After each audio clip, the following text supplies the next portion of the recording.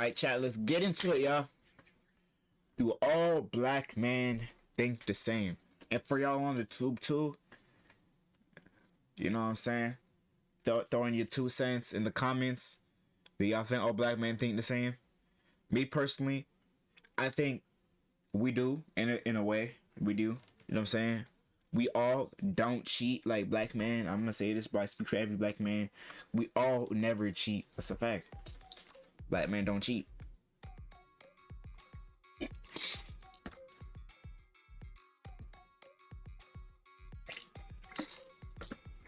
Damn, that nigga got a cranium on him. Comfortable showing affection to other black men. I mean, yeah, bro. Like, if you the homies, bro, you the homies. Facts. When you come from the hood, you can't tell another black man what's up, or you can't. That head nod is beef. So like giving a head nod Facts, to bro. another black man can start beef, can start something that could go automatically left. It's imperative that we, the new generation, the young generation, we embrace one another, because we as black men, we identify with the trauma that we've all encountered. What the fuck, yo? I thought the head nod was like a sign of respect. You hit a little, yo, what's up? Like as a black man, you hit a little head nod, bro. You know, saying what's up to your brothers, and it's like you keep going on about your day. Nigga talk about something that could be a start of a beef. Niggas really be that ignorant that just a little head nod and be like, yo, what's up, could really just make niggas mad? Like, damn. We're our biggest enemies. So yeah, I strongly agree we should show each other affection. Facts. I actually disagree. The prompt was, do we feel comfortable? Like, okay, Uncle Tom. Do we feel comfortable showing that affection? Oh wait, hold on. Never mind. My fault, bro. From strongly disagree to disagree, because I do feel comfortable with some black men showing affection. Facts. There was an entirely different generation before me who was very hard on their black sons. That my dad's generation was like, you got to be tough, you have to speak a certain way. So coming to the picture who's a lot more sentimental and affectionate was completely shunned. My dad was like, your voice isn't deep enough, you're too skinny, you need to eat a burger. Growing up, that made me feel really uncomfortable with certain black men to show that type of affection. Whereas other people of different races, I was like, oh, I can be myself, because they don't care how deep my voice sounds, or they don't care how much I look like, because they literally don't care. When I think about my dad, I wish that I could think of this loving, warm memory, but I don't really have the fondest memories of him. I remember when I was playing basketball when I was 4, or baseball, my dad was like, oh my gosh, and I also look at the pictures when I was young, and I would see him like kind of hold me in those kind of warm moments. I would say the shift of our dynamics changed when I started to really step into who I feel like I was called to be in life. And it didn't align. Hey, what was that, babe, bro? What was that? Visions. He wanted me to go D1 in basketball and to be this aggressive force. And when he saw me stepping into more of the artistic, being openly gay, I think that it kind of shifted his perspective. And at the end of the day, so what I'm hearing is that Pops is mad that his son couldn't live out his D1 dreams. That's crazy. But at the same time, I ain't gonna lie. If I found out, like, I'm just gonna be completely honest. If I found out my son was gay, at first, would I be like? Would I be a little disappointed? I'm gonna keep it a buck. Yes, cause my dreams is my son. You know what I'm saying? I'm always love my son regardless. So at first, I'm gonna be disappointed. I'm gonna be like, yo, my dreams was I really wanted my son to live his life regardless of whatever he want to do, bro. Fulfill his dreams, all that shit. Marry a nice woman, have kids. But then it's gonna hit me again, bro. Like, this is my son. I'm gonna love him regardless of if he's gay, straight. You know what I'm saying, bro? As long as he's not into that bestiality shit, you are okay. Like, I'm gonna love my son regardless of anything. Word to bro. And on the top of that, bro, do not be telling me about what you be doing with your boyfriend, husband, regardless, bro. Like, I'm gonna love my son. It's just certain things in that area that I don't want to hear, you feel me? But other than that, bro, I'm always gonna love my son. Facts. He's not a bad guy. Like, he is a wonderful human being. It doesn't change the fact that I love him, regardless. If we're talking just purely like personally, I've been privileged to not have that experience. My family is really close knit. My dad's always shown me a lot of affection, and then that's encouraged me to show that same type of affection. My cousins, we have extended family, friends, etc. I feel very privileged in that regard, and I mean, I'm open to giving hugs. I like play with my dad's ears. I'm 38 years old. What? I wish I had that experience too, because I know what you're talking about, and I'm like that. Like, I'm very warm and huggy-feely. And my dad, when he gives people hugs, or I've seen a lot of other black men from the older generation, what they'll do is they'll be like, and I'm just like, ow. And one of my cousins literally goes, ow, that like hurts. So I am over here at strongly agree, because when I was being raised, my father made sure that he showed me affection. I remember there was a time where he kissed me. Another family member said, "You kiss your sons?" And he goes, "Yes, I do." On the forehead, it's And I love home. them, and I love them. So that is how I show them love. But of course, me being a little insecure growing up, I did not show affection at all. And when I had 2 kids of my own, Make I sure you show tried them. really Yeah, hard facts. to be able to get through that, to be able to show them affection like as my dad showed me. I wanted to speak to your point that you made. I think it's important to recognize that maybe a lot of us on this side also were raised under the same conditions of masculinity, meaning you don't say I love you, you don't give hugs, you don't embrace one another. You're supposed to know that I love you, right? So is he gay? But I think Just a times have question. changed, and I'm a black father now, right? My daughter's 7 months old. Type like, shit. y'all. Yeah. Being a black father, it is our jobs, as you mentioned, to set the standard for what we want these future generations to, how do we want them to move, how we want them to react, and how we want them to engage with one another. I think times have changed where we can give one another a hug. We can, say, hey, I love you, because life is short and we don't know when our last moment will be with our brother, our cousin, Facts. our neighbor. So Facts. it's important to pour into it, and I hope to see you slowly come more on this side one day. Question. Facts. Do you feel like most people watching this video will agree that times have changed and that most black men do feel like they can open up, or do you not agree? I don't agree that everybody feels that way. I feel like it's a slow progression with anything. I'll give an example with my fraternity brothers. When I originally joined my fraternity 10 years ago, it was very masculine. What's up, bro? Like, you know what it is. But now we may get off the phone and say, like, I love you, brother. Now with that fraternity shit and all that shit, bro, I ain't gonna lie. I seen some crazy ass shit. Like the other day, bro. Like I was coming back from like me and my homeboys were watching this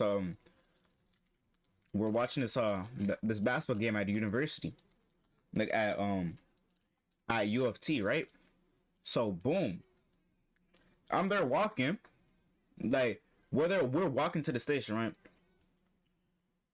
We walk past this like this frat place, bro. I hear niggas like screaming and shit. I look over, I see this nigga pants down, fire coming out of his ass. Swear to nigga had fire coming out of his ass. Like that shit is fucking crazy, bro. I ain't gonna lie, bro. Some of them niggas might be DL. Word to bro, cause how you out there with fire coming out your ass? Like, bro,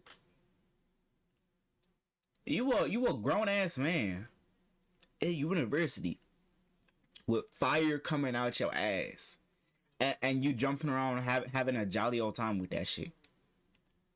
The fuck? Like, yo, some niggas. I'm sorry, bro. Them frat niggas, bro, be the fucking craziest nut niggas you ever find, bro. Great day. Keep pushing. And so I would say we're not there 100%. Yeah. But I see more and more. I love this visual of us getting closer to agreeing.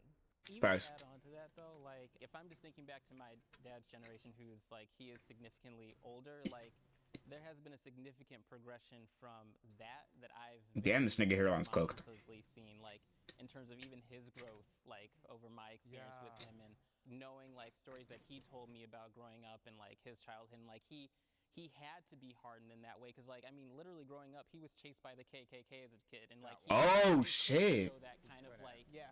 emotion transition because that was weakness and that was something that could, like, you know, endanger his safety and the safety of his family. But I do see people opening up more, like black men opening up more overall than like that, you know. And so that's what makes me feel like progress might be slow, but there is progress, you know.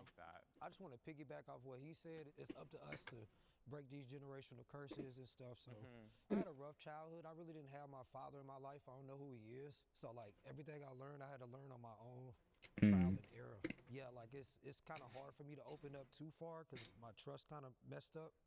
My mom was murdered when I was 3. Oh shit. I never knew who my father was. So my grandma took custody of me first. And then once I became a teenager, my aunt took custody of me. Seen a lot of things I probably shouldn't have seen at such a young age. And going through stuff that grown men couldn't even deal with. It was a lot. I'm learning as I get older, you know, that it's okay to be able to open up and show love and, you know, let people in. Oh yeah, I just want to add like some of my testimony. Growing up like with my dad, that's probably like the most I've ever interacted with like a black man. Honestly, just like most people I have in my life are like black women. And like as a child, I grew up as a girl, so I'm trans. If anyone didn't know that, hey. So he showed me. Thank you, brother. Like shit, where the bro? Affection because I was like his little girl, right? So like he would tell me I love you. I'll get kisses tucked in bed, like just like princess treatment for real, for real. I transitioned at 18, so like I started presenting like this, right? You know, I started sounding like this. I just looked like a man, and I did feel like a shift in how he treated me.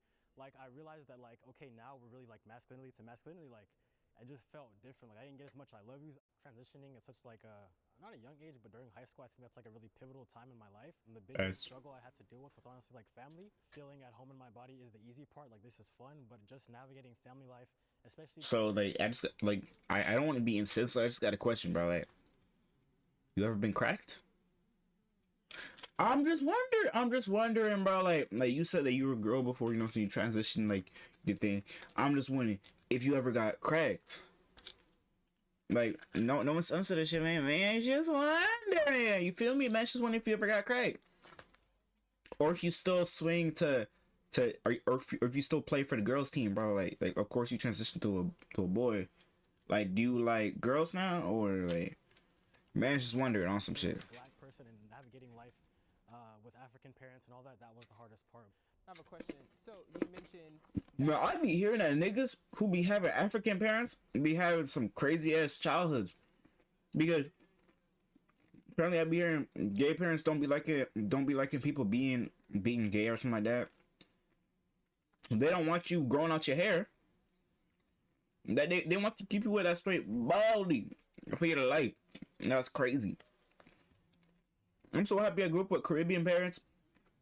They're a little more flexible on my shit. Like, okay, yeah, you can grow out your hair, just keep it trimmed, like make sure you keep it clean, all that shit, things of that nature.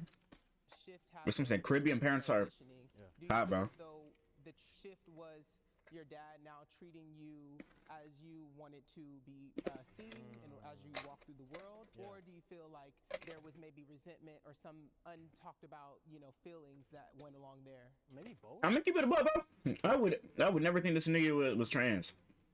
I would just think this dude gay. I think that like, I mean, he came. I'm from gonna be Nigeria, honest. And he came to America, so I feel like he's adopted like the American mentality, all like the toxic masculinity, things like that. Like, just how he interacts with other men is maybe not as affectionate, so I can see where he gets that from. So now that he is like seeing me as a man, I get that too. So like, I'd say both, yeah. I allow myself to be soft sometimes. Yep, facts. Yes, this world it's not a place for soft people. If you want to run That's a a fact. business in today's economy, in today's industry, Can't show weakness. soft people. There's a spectrum, right? There's like soft, and there's like also where you have to be hard. There are times where I have to be blunt, and then there's times where I'm talking to my team like, did you guys watch Family Matters and Blastoise and Pokemon? And then Type shit? Are you doing that on the clock? Huh? Are you doing that on the clock, or possibly there's a break? I'm doing that on the clock, and it serves me very, very well. So like, I understand what you're saying, because I feel like a lot of times black men are taught like you have to be hard all the time, but look where it's gotten us, like truly. And like, but whereas I see other black people who are in high positions and they treat people with kindness, whether it's business or not, and doors fly open for them. So there's a spectrum. It's not just being blunt all the time. Now, Big Bro seems like a cool person. I ain't gonna bad. At what point are you soft? So think about, I'm soft when I get home. When I'm decompressed. Yeah, of course. Clothes off. My wife is there. My daughter's course. there. I'm not coming in like, you need to be doing I'm this. coming smoking wood, kicking it, laid back. But when Type I shit. get to that door, Go ahead, go home, smoke some shit, hop on 2K, rage at these annoying ass little jits trying to be like Steezo, throw my controller across the room, then I go into my bed, watch some Modern Family and go to bed. Facts. nothing is going past me. So being soft, I'll pinpoint it to soft in business. I use my platform to do things for others that I wasn't even able to do for myself at the time. In that sense, I was being soft and I was being open and I wanted the best for everyone and everything. It was so frustrating to me. I mean, it cost me my sanity. And sometimes so niggas be taking advantage of that shit. being soft and having a good heart don't take you nowhere but stepped on. Facts. I just want to say, like, I agree with both of them, but speaking personally for myself, like, that's why I'm at somewhat agree. Like, I'm coming out of there where, I strongly disagree to be soft, and now I'm like learning how to be soft, how to open up, when to be hard, when not to be, you know what I'm saying? So It's all about knowing when and when not to. Facts. I am from within, like what I stand for and what I believe in, and that's pretty much the foundation, and then I kind of like go off of that to like, open my wings and stuff. I know for a fact, like I'm supposed to be a statistic. Like with my upbringing and everything I went through, I wasn't supposed to live past 25. I was the first one to graduate in my family, and then I went to college. So, I don't know, just try to keep pushing the envelope, in a different direction. I find Facts. that, I mean, maybe this is just my definition of being soft, going through life with like respecting kindness and just like generosity, happiness. I find that when I'm being soft, I'm much happier. The people around me are much happier. I have my third feature film that I've directed is about to come out, and I'm nice to the crew. I Type shit. treat people disrespectfully, and doesn't mean that you don't hustle. Doesn't mean that you don't like try to go for every opportunity. So yeah, I felt very strongly about this prompt that you can easily navigate life as a black man, being soft. I think that we need to actually normalize that. The only thing about being soft with me, the reason why I'll be in the middle of this is because, in all honesty, being soft is a great thing. You know what I'm saying? Like you being kind to niggas, things of that nature. But at the same time, you gotta know when and when not to. Cause sometimes you be soft to some niggas, and they will take advantage of that shit. And after some niggas will quite literally just disrespect you, and you being soft, like you just being kind, all that shit, and niggas will disrespect you, and be on weird shit. And at that point, that's when you got to be hard and be like, yo, fuck you, all that shit. But it's just with this, it's just time and place. That's all it is with allowing yourself to be soft.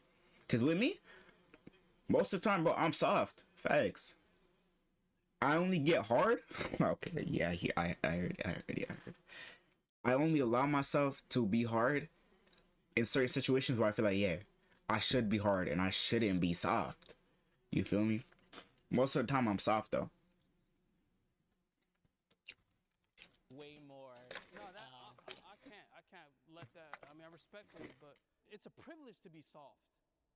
When you come from what we come from, like to have parents that can provide what you're lacking, yeah, I can be a little softer. The definition Facts. of soft, like what I understand what you thought about. may help better understand like the prompt itself. Like what is soft to you? Being pushed, a pushover. Being soft, that means Okay, hold on. Like it's 2025. You're telling young black men to be soft. You're That pacifying wasn't them. the prompt though. No. That's what I'm getting. Like, yeah, you can get through life. You can be smooth. No, you can't. I hear what you're saying. I don't think that you have to compromise your masculinity in order to be soft. And softness Facts. is not for everyone. It's for my family, for my wife. Exactly. Soft can't be for everybody, because if it's for everybody, then you're wrong. You are beyond talented, and you've done exactly what you need to do to get in the space and the field that you're in. But I think what I was speaking to is you are blessed enough to have a successful father that's there. Without that father there, the young black kid has to be strong. I have a friend Facts. who came up from like way lower than I did. Like, I mean, Oh, fuck. he was strong. He didn't have a father figure. Nothing. He's like he's way more successful than I am right now. He has a family. He lives in a $1.7 million house. Like, he works. When you get them Skittles, boy, you just hit a low. Softest people. He treats everyone with respect, kindness. He got there, like, he's still like a very like masculine, like driven person. And maybe our differences are in what softness is, like our definitions of softness. But I feel like he is the definition of a soft black man. And he has reached these heights, and he is demonstrating that now for his 2 young children. And that's the kind of person I want to be, and I feel like that is possible to do. I've seen it. I have a strong male role model. Hell no. I don't. I'm gonna keep it up, bro.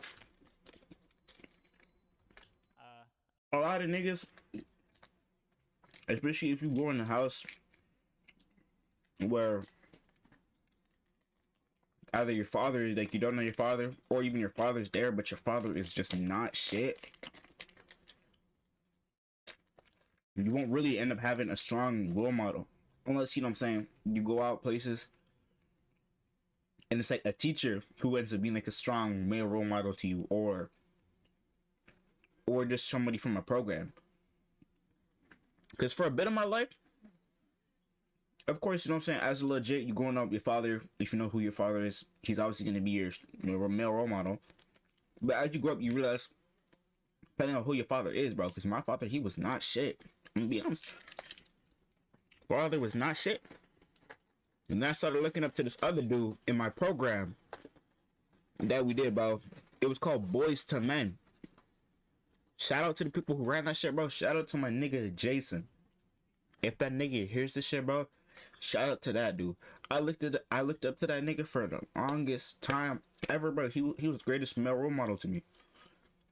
After him, though, I ain't never met nobody who was as great as a role model for me as he was.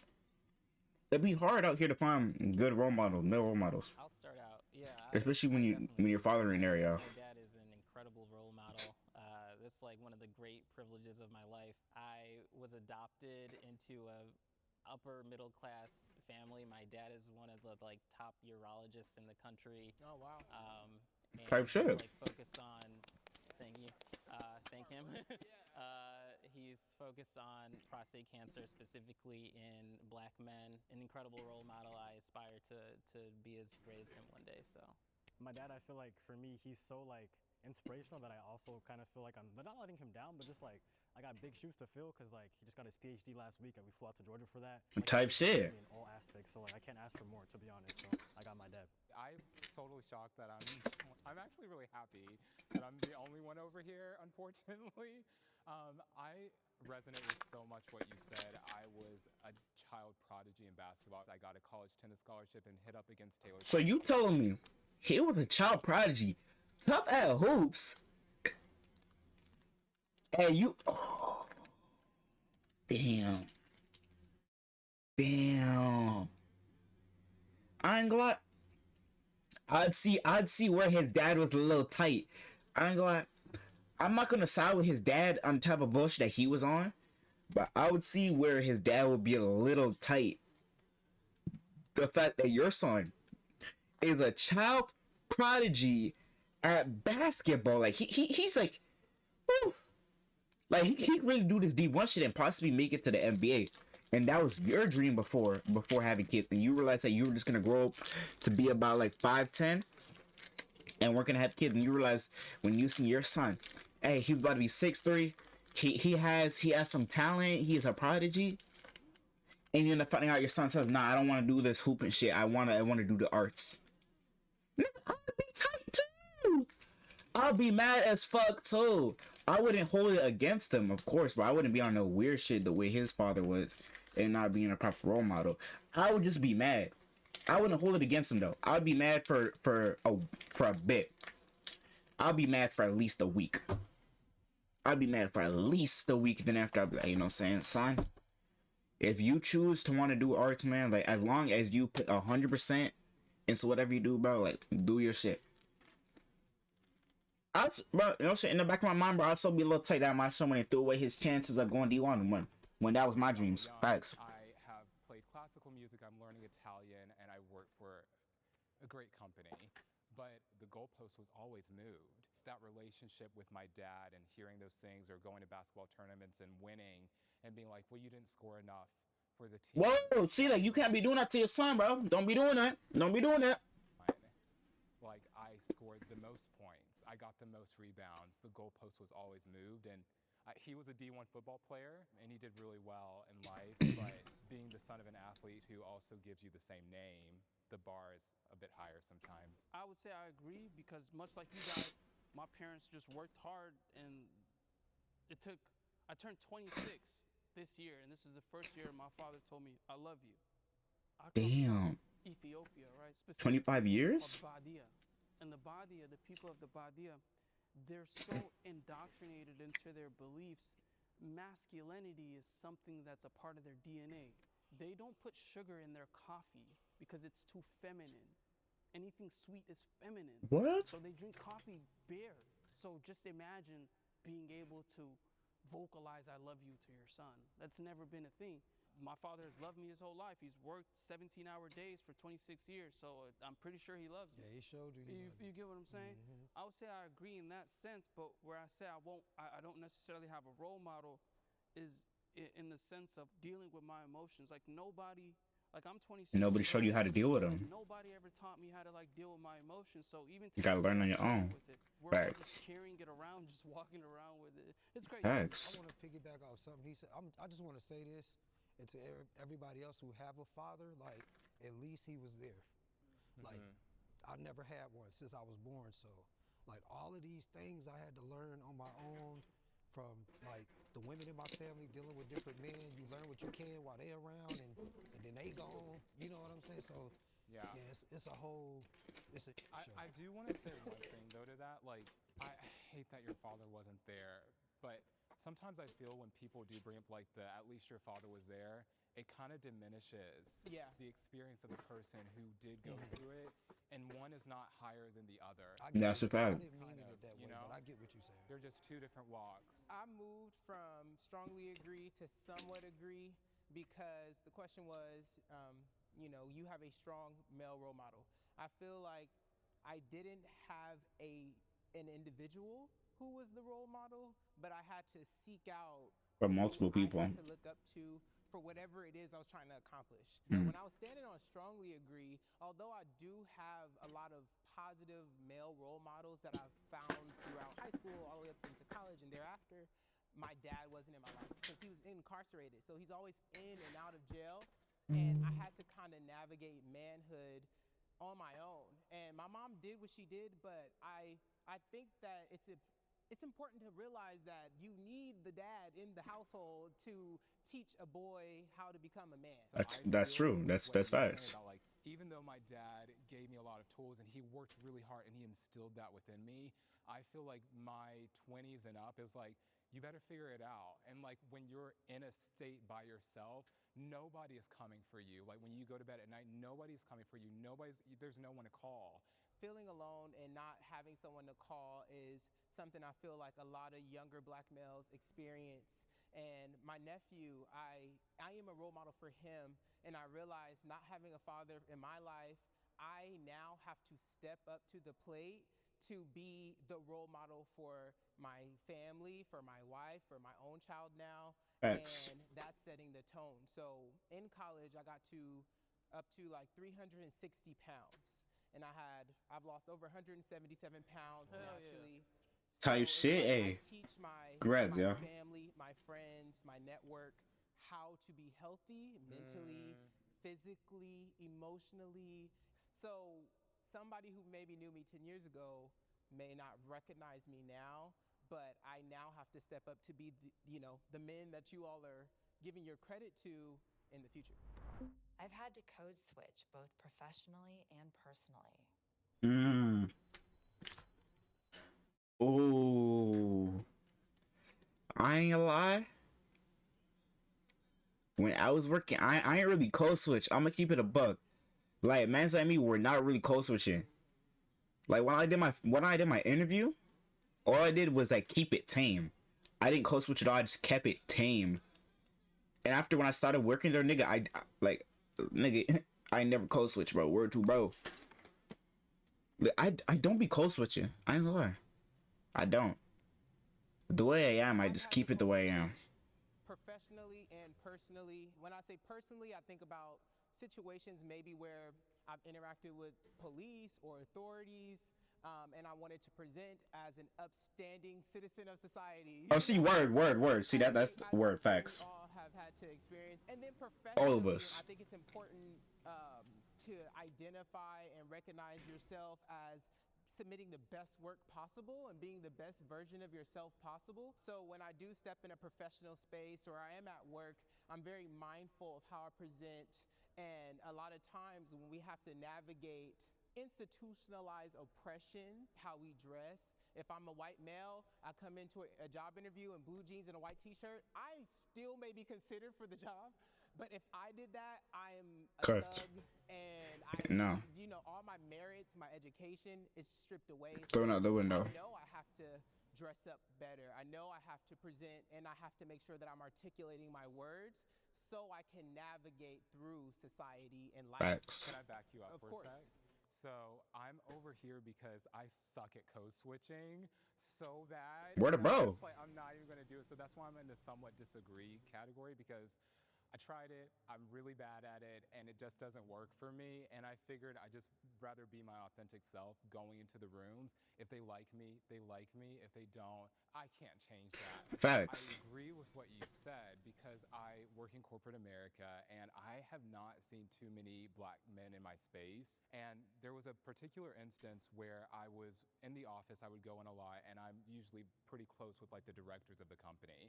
And a black guy was coming into the office. He's from Africa, I can't remember where, and he had his hair up in like kind of like a different hairstyle, whereas mine is short. And so one day I came into the office and I saw that he shaved his hair, and I see, like the thing with that is like I can't do that. Like I'm not doing it. Like if I really like, if it comes to a point where I need a job and I go to a job and they telling me, oh, you have to cut your hair. Oh yeah, you can't have your hair this long, da da da da da da.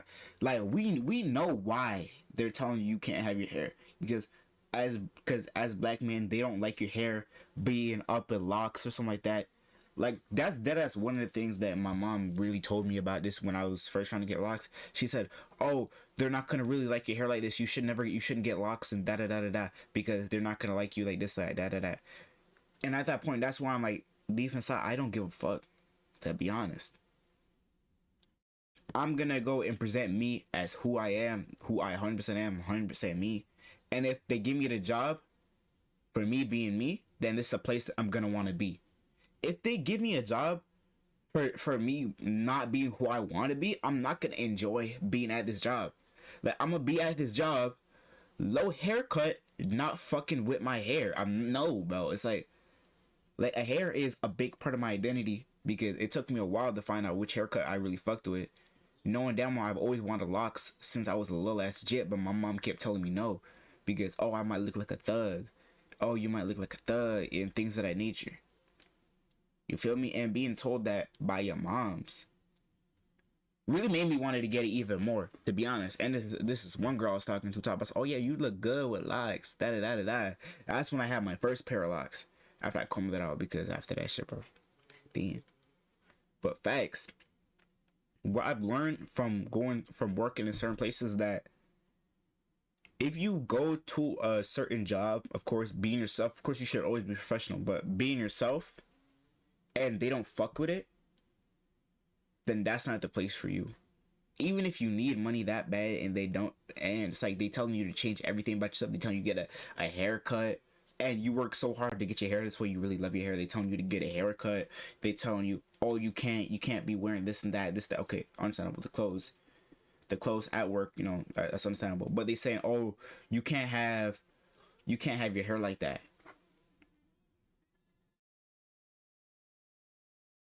Like that's when it's like I don't want to work here, because then you're not gonna allow me to be able to express myself in a certain way. If they're like, okay, yeah, cover your hair, cool, calm, That's okay. You want me to cover my hair? I'll do that. But if you tell me to cut my shit, nigga, I'm not cutting my shit for no job. Because watch what happens. You cut your shit, you cut your hair, then after you end up working there for like, you end up working there, okay, 6 months, you get a good amount of money. Then after them niggas fire you. How long did it take for you to grow your hair that long? For me, to grow my hair this long, it took me almost a year, coming up to a year to grow my shit this long. So imagine, and I already had a lot of hair already. So imagine I end up cutting my shit to a low cut like this, nigga. I would look chopped as fuck. First of all, I don't like that. I don't like low cuts. Low cuts make me look chopped, and I'm not a chopped nigga. I would end up having a low cut like this, nigga, like a low cut, and it would have to end up taking me about a year and a half just to even get close to this length. Like it's never worth it. It's never worth it, bro. The money is never worth you having to go and change yourself. I liked what you had. Exactly. And he goes, I saw how you would come in and how you would dress and what you would wear and how you were best friends with the directors of the company and how they interacted with you. And he said, I shaved my hair because I want to be in the spaces that you're in. So I agree with you because I realize that like I'm working at these big companies and I can count on one hand how many times I've ever seen a black man literally either on my team, and I've been in the business for over 10 plus years. Facts. And I want to speak to that point as well, because that's just a prime example of how we exemplify and we're setting the tone and standard for everybody in the company. Yes. Or everybody that comes in in the future, or who's already here. Speaking to that, I will say like my parents made a very clear point to like raise me like right away. Like this is how you have to carry yourself in society. I do think it was coming from a place of like I love facts. to learn like you're not going to be perceived the same way as people that are lighter than you. Like I went to a predominantly white institute like from preschool through literally like high school, and they like I had to, you know, use that like throughout my entire life. Facts. You know, it's just a lot of times people would, you know, they'd say it in like a joking way, but like they'd be like, oh, you talk, you know, you don't sound black, or you know, I don't think that should be annoying. person, as though that's or to hit you like, oh, you whitewashed. Have, like on the other side of like what? I have black friends that came into the school or that I knew outside of school. Like sometimes they call me an Oreo because they thought that I was too white. I shouldn't laugh. All these like weird. I never was able to kind of find like this place where I fit in. It felt like growing up, but I think that as a result of that, I kind of became a little bit of a chameleon, and you could fit anywhere. It became very like intrinsic and very natural for me to be able to switch. You know, how I'm speaking to, you know, given whatever group I'm in. Yeah, I moved because we've just labeled it it's not code switching. It's called being professional. And I was cussing since I was a kid. And if you go to any city across America right now, guess what them kids are doing? Cussing like a motherfucker. Guess what they're going to grow up doing? Cussing. Then they're going to be professionals. They're going to be adults. They're going to have to conduct themselves in society. And that's tough because when you've grown up cussing, it's hard to just switch. Yeah. And all of this, you call it code switching, but it's just being professional. Because I could kick it with the homies and we kick it, and then I get a phone call because I run a hip hop platform and I'm looking for sponsors and whatnot. Then I got hey, how's it going? Yeah, amazing, totally. So we're looking at approximately this, and that. And then when that phone call, we finna go over here, we're gonna grab some shots, we're gonna grab lunch. Yeah, it's good, I'm gonna catch you. But that's just professionalism. There's no such thing as code switching. The Asians don't call it code switching. The Mexicans don't call it code. It's not code switching. It's called being professional. You adapt into your environment. I mean, this nigga MJ really speaking. Just the ability to adapt, and it's not easy. It's a learned skill. Facts. I'm glad it is. Just like you say, we come from the trenches, and then you know you got to go and sit in a professional setting. You got to be able to switch it up, but yeah, you got to learn that, you know, as you go. It's a learned skill. Or we, as voices in our community, need to tell the younger generation we shouldn't have to code switch. Right. You shouldn't need to be saying. Shouldn't need to be having to come up out of that. This should be natural. Like this brother was saying, you just sound like you were raised properly. You don't sound like so you don't have to change. Because your parents taught you how to enunciate your words, how to properly use vocabulary, subject, predicate, all that stuff. So you don't have to, hey, my and speak in broken English. So you were raised properly. That's dope. I appreciate that. I hate that we're even kind of talking about this in a way, because what happened to like Black excellence and just, you know, articulating our words and speak, because when people look at us and the person who speaks articulately in the room, they're like, oh my gosh, you sound white. But this should be the standard for excellence regardless. So I switched from strongly agree to somewhat agree because I suck at code switching. Like, I'm really not Oh, there's good. two niggas named Justin. Wow. And then, of course, when I go into a black space, they're like, oh, you sound white. So I went to college, 19 years old, and I was like really super duper excited. You know, actually, in that college, they give you your roommate's information before you actually meet. So I called him on the phone, and I was like, hey, I'm your new roommate, Justin. I'm super excited to And they think you white, huh? and be roomies, and it'll be great. When I got to college, I got there first, and then he came into the door, and he stopped, and he said, oh. I'm like, yeah, I'm Justin. Oh, what? Oh no. He's like, I thought you were white. And that ended that friendship, because after that I found out that like He's a racist, ass wasn't nigga? quite the person that you know he said he was. And I also identified as LGBTQ openly. And he let people into my room to gay bash me. Come on, bro. So, here we are. It was Like, come on, bro.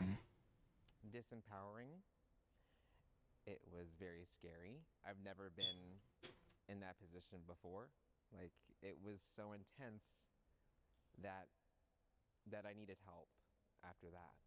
But the thing is, of course, who I was kind of living with wasn't really pro LGBTQ at the time. So I didn't feel like I could be comfortable with telling any of my relatives about what exactly happened to me in college. And So he I felt like kept it alone for a type very of long shit. time. And a lot of bad habits came from that traumatic experience. And, you know, I've dealt with them through therapy, thank goodness. And, you know, I excelled. So, yeah. Someone in my life had the talk with me about the police. Yep, facts. Nigga immediately dashed to it, cause facts, bro. Immediately, bro. Let me start that off, please. Facts, go ahead. This conversation is it's so important. It's the most important.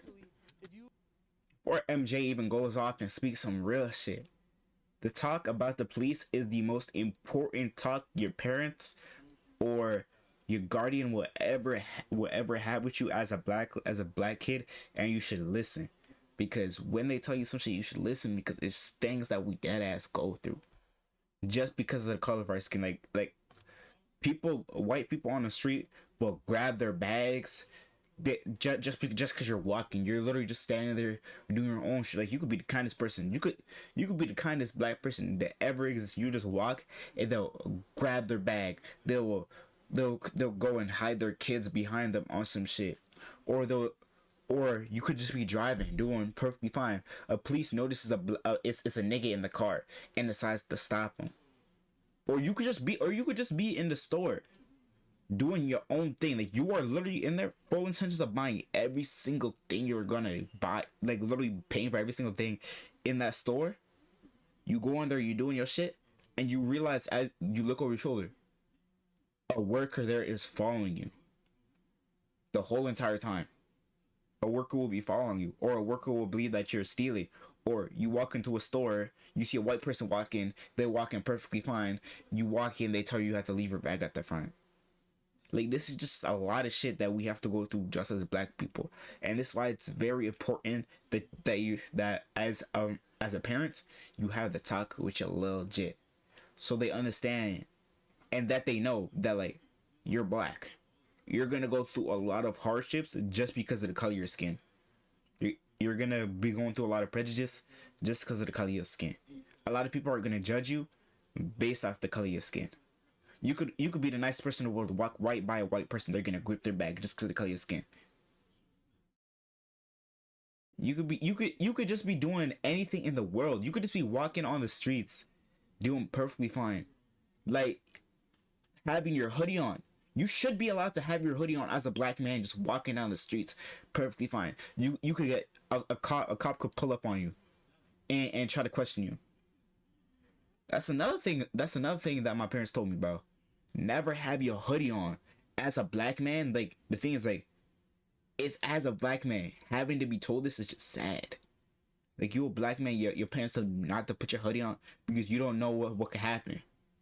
You don't know if you put your hoodie on and some people part of a gang might think you are this person or that person, and they might gun you down.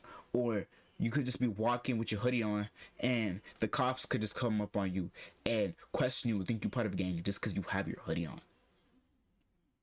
Like, and this is really the sad things that us as black people have to go through. All these prejudice and all that shit just because we are black. Like, a fan of hip hop, it's the police, the pigs. That's what facts. You have a permit. Your favorite rapper been saying the police, so now you get pulled over and you're dealing with a police officer for the first time. And this police officer has dealt with trauma. There's an officer who passed away last week at a traffic stop, so he's very tense. And now you're saying the police, you don't know how to deal with them. I'm not answering no questions. Can you get out the car? No, I'm not getting out of the car. You gotta I've seen so many of these videos, and the reason why I was so quick to jump on this, because so many of our black mothers are in pain right now, will never recover because their children are dead because they didn't know how to handle themselves with police officers. Facts. And so it is important that we, as the older generation, we tell these young black men, regardless of how you feel about law enforcement, shut the up and just respect, bro. Just do it. So we as the adults, we can do what we need to do with litigation. We could do that. But if you die, we can't replace you. We can't go to the law. There's no lawsuit that's gonna pay for that. So yes, we have to teach the younger generation. Please conduct yourself properly with these police officers. Make it home to your mother who works hard for you to provide for you. So I would just want to add on to what you said, and I agree wholeheartedly. And my father, who grew up civil rights movement, Alabama, he had to sit down with me and my brother and had a real serious talk about, okay, so if you get pulled over by the police, yes, sir, no, sir, yes, ma'am, no, ma'am, take your ID and your insurance out already. Yep. And have it ready. Do not necessarily stare them in the eye, but actually just make sure that they know that you're paying attention to them. Make their job as easy as possible. Right? And make it as easy as possible for them so you can just keep it moving. That's what he taught me. And I have a black son. And one time he decides to go into a supermarket and take his backpack with him. I got a call. We have your son. He's been detained. Please come down and get him. When I got him, I had to say to you, listen, when you go into a store, you are not to carry a backpack with you. And he was like, why not? I said, because you're a black man. They are already looking at you when you walk in the store. Facts, why would you man. have that backpack with you anyway? Because you just like... I was questioning him, and he's like, what? Nothing. I'm like, okay, we're going to talk about this when we get home. No, I think you made a great point. It's important for us to try to identify all these preconditioned steps before you even get in the car. Growing up in Watts, you, of course, know about police. You know what to say, what to do, where to go. But at the same time, when I started driving as a teenager, I didn't have the opportunity to have this in-depth talk with my mom. My dad's not in the home. So I didn't have a conversation about what it meant to be a black teenager driving in the San Fernando Valley. I kept getting pulled over. Did I ever get a ticket? No. But it would be a series of like questions, and I'll be interrogated. And where are you going? What school do you go to? Oh, okay. And then they would fill me out and I would be let go. But that kept happening to me. And I didn't want to tell my mom because I thought I was doing something wrong. So I talked to my Hispanic friends in my class, my Latinx community, and I would ask them, like, are you getting pulled over? And they're like, no, I've never been pulled over. And I'm like, so it's just me. And then it's like these light bulbs that are clicking, and it's very scary to be alone by yourself, heart racing, handing over your ID and insurance, and it shouldn't be that. But I will teach my children, male, female, exactly how to navigate that process, because it's more than just a quick tip. It's a life-saving skill, as you talked about. Facts. Basically because I never got that, I guess, specific explicit talk from my parents, because again, like I said, I was brought up as a girl, so I think that kind of just mitigated that conversation. I don't know, I just never got it. Now, I mean, it's kind of funny. Like a week ago, my mom, she told me like, be careful, I was gonna go out. And I was like, what you mean? And she was like, you look like an African, like ISIS out there. I was like, what? So I mean, that's not the police, but like still like government law enforcement, because like she was saying like, you're a black man, you look like an African man now, so just be careful. So that's like the most I've ever got. But yeah, as a kid, no, I haven't got like an explicit direct, you need to watch out for them, nothing like that. Yeah, the only reason I'm on somewhat disagree is because like I got the talk in like very piecemeal, kind of. It was like it would be through just like circumstances. So for example, like I was in the car when my dad got pulled over once, and then afterwards he was like, do you see how I did that fire. situation? And then he's like, well, that's what you have, like that's how you should do it. Like I feel like he did it in a way where he just didn't want me to grow Have up to go being through like, it. afraid of The police cops, yeah. necessarily. He expressed to me once I was an adult a lot more things that he went through as a child that were like really traumatic in that regard. I learned things over time, and that's I think why just on the somewhat disagree. But we all have to learn that because it's just it's a reality for us. Yeah, it's Facts. a reality. It's a survival tool. Yeah. I want to be like an example. I want to show people that they can make it. It's a mental thing. The way you sharpen your mind is how you achieve these impossible feats. Once I gave myself the grace to learn and to understand that it's okay to fail, I can keep trying and try again. So now I just set the standard and the tone for everybody around me. It really Facts. gives me joy, like to be building the life that like I really wanted, and to be doing the things that I put on my vision board years ago. If no one's cheering for me, I know that like I'm cheering for myself. As black men, we are brothers. Let's hug it out. Yeah. Facts, man. Hey, it's up to us. It's up to us. Facts, man.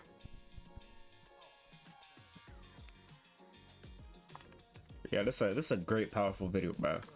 Yo, shout out Jubilee for this video, bro. Word to, bro. And all love to all my black brothers and sisters out there, man.